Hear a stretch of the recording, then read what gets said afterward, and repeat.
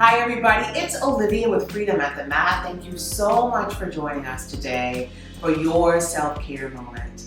I know that many of us have decisions that we have to make every single day.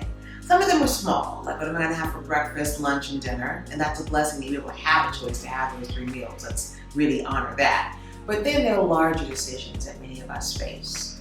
Sometimes it's about, should I be in this relationship any longer? It could be about care for an elder or for a little one. It could be which college you're going to go to, which job offer you should take. There's so many different decisions that we have to make every single day. And often we feel like we're alone when we're making these decisions.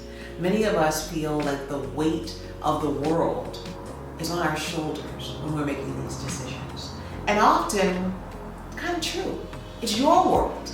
Whether you go left or whether you go right, that is a decision that will bear consequences for you.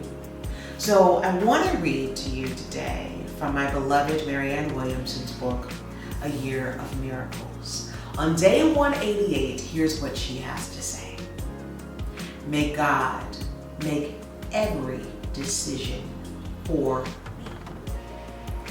Basing my decisions on the matters of the world should be balanced with weighing them against the matters of the heart.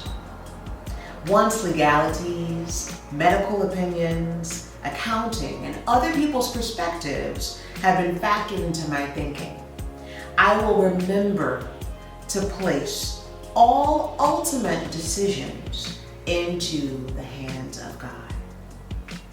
I know the most powerful way to make any decision is to ask God to make it for me. Then and only then, I will know through the auspices of my heart what my mind alone could never discern. Spiritual forces will then move on my behalf.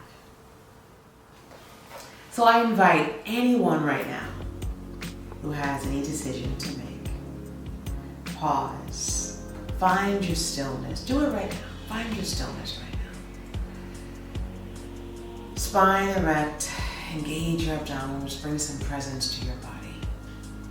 What is the decision that's on your mind? Inhale and exhale. Before you transport your mind and your attention to all of the different scenarios, can you right now simply be grateful for this present moment, trusting the future into the hands of your God? And as you process this moment, I invite you to just listen to the prayer that Marianne offers us. Dear God, please make this decision for me. I do not see the future, but you do. I do not know what's best for everyone, but you do. I cannot make sense of this predicament, but you can. Dear God, please decide this for me. May God be with you. May God provide you with strength and courage and wisdom, as our beloved India Arie would say, as you're on this journey of life, trusting your present, your past, and your future into the trusted hands of